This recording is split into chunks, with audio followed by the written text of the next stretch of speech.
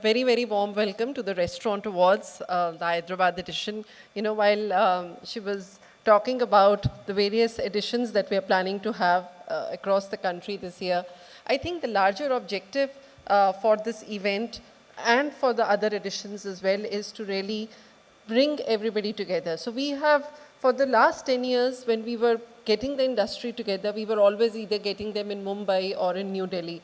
But we began to realize that there were a lot of restaurants who were still restaurant brands, who were ready in their own states. They were doing some tremendous work, but that was never coming to the core. That was never coming forward. And in some way, if we could work with these restaurants, bring them to the national stage, help them to expand their presence, give them the practices that are there, that exist with larger players, and they can come to everybody in the state or in a region, and they could use those practices to grow. What could be better? So therefore, the Hyderabad edition, that is one of our larger vision, that we want to bring everybody together, and because we believe that when we come together, we learn together. So this is what we intend to do through this in the next 1.5 hours, where we will share some of the best practices in the industry, the best practices that larger players have and which everybody could share. So having said that, I welcome you all to Restaurant Awards, the Hyderabad edition.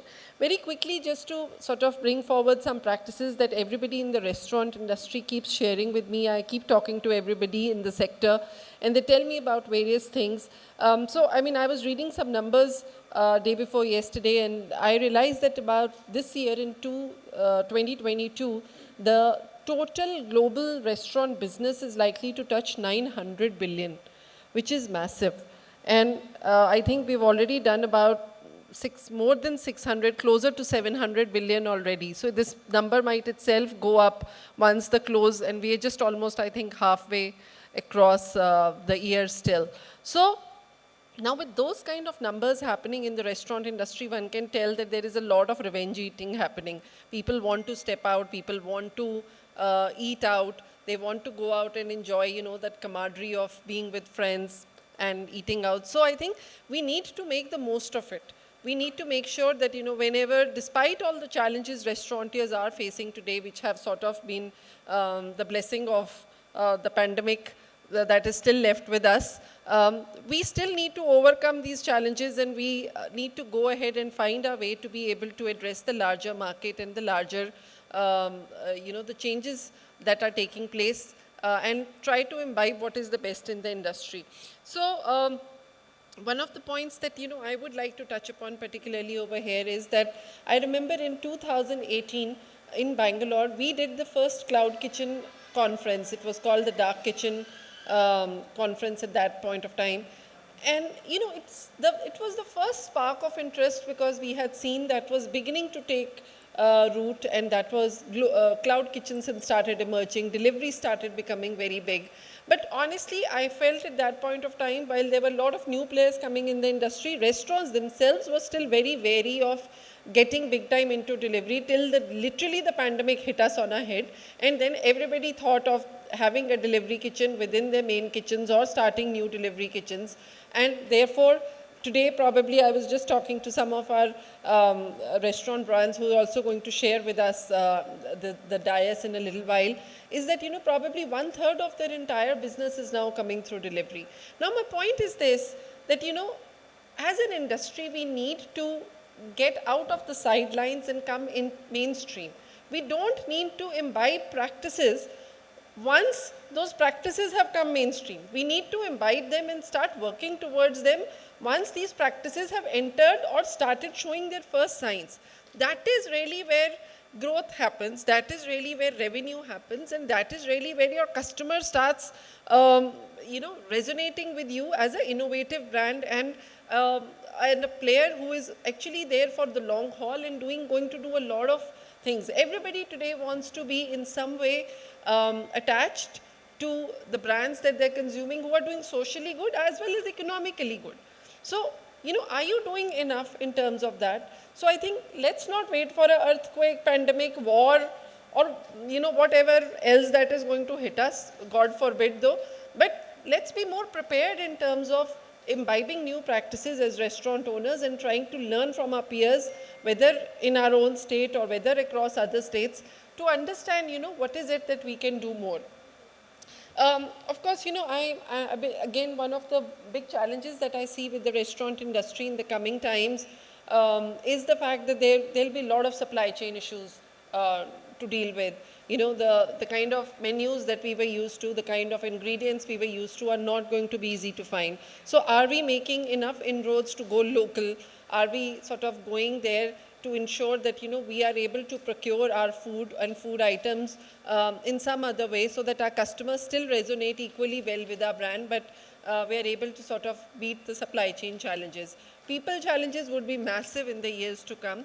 We are already beginning to see the offshoots of it. The great resignation that we keep on hearing about is a real phenomena, and the restaurant industry is equally going to be a part of it. So how are we going to solve those problems? Can automation be the answer to it?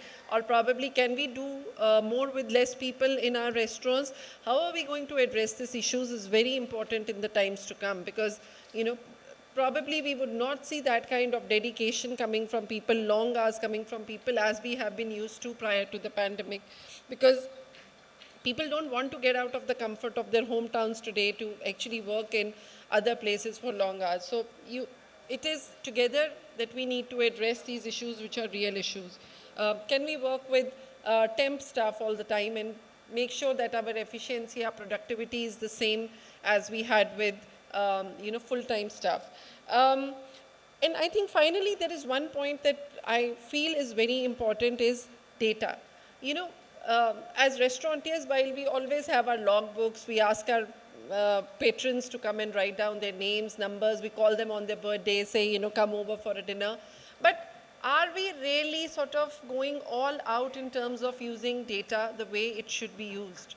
I mean, look at Zomato's, look at Swiggy's, look at how cloud kitchens are doing it. They're building their business because they are using the data most innovatively. They are reaching out to their customer in the most, I know every evening, 4 o'clock, when I'm having my cup of tea, there is a message coming from Zomato, aaj shaam ko kya khana hai?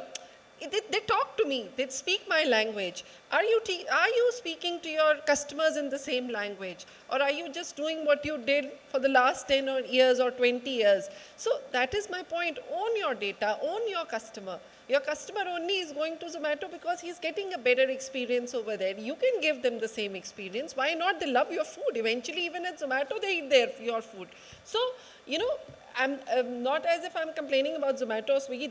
They've done some great service to this industry, and we should be thankful to them. They brought a whole new channel which never existed till 10 years ago. So, but the fact is that we can also do more, much more as restaurant owners, which we need to start working towards.